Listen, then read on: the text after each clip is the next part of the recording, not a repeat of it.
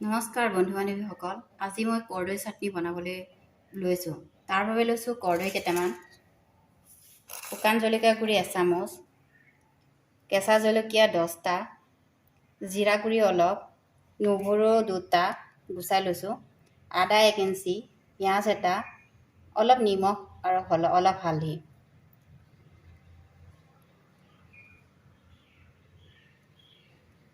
কৰ্দৈকেইটা মই কাটি লওঁ।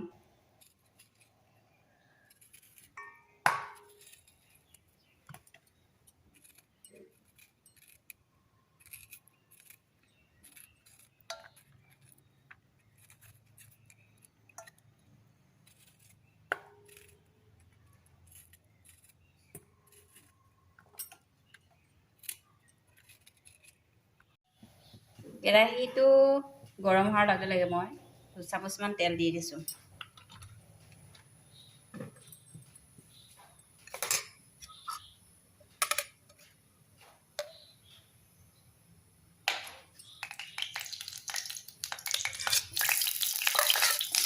পিঁয়াজখন ভাজি লওঁ।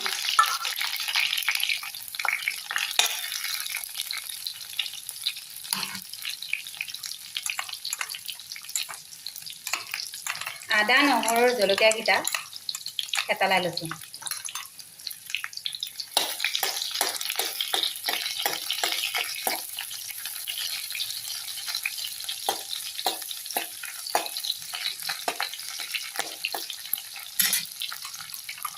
এতিয়া এইখিনি তেলত দি লওঁ।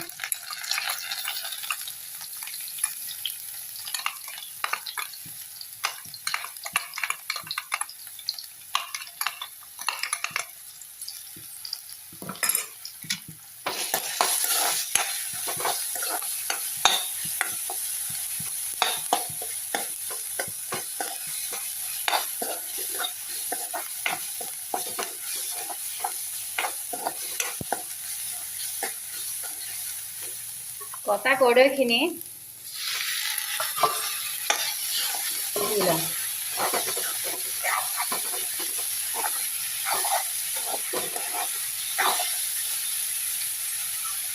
সোৱাদ অনুসৰি নিমখ অলপ, হালধি অলপ আৰু জিৰা অলপ দিওঁ।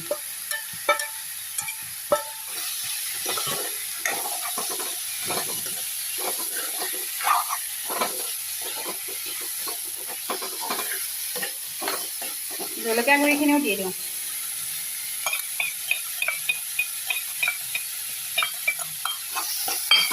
এনেদৰে অলপ সময় ভাজি লওঁ।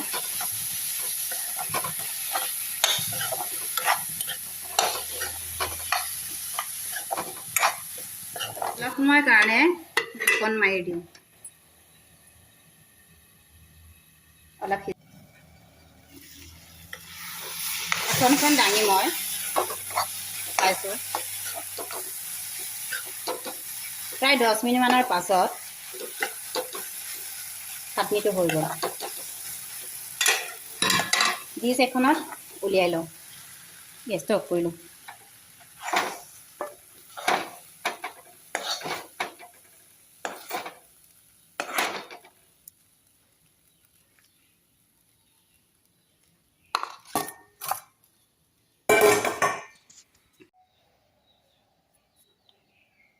কৰ্দৈ চাটনিটো হৈ গ'ল। আপোনালোকে এনেদৰে বনাই চাবচোন। যদি ভাল লাগে বনাই কমেণ্ট কৰি জনাব। ধন্যবাদ।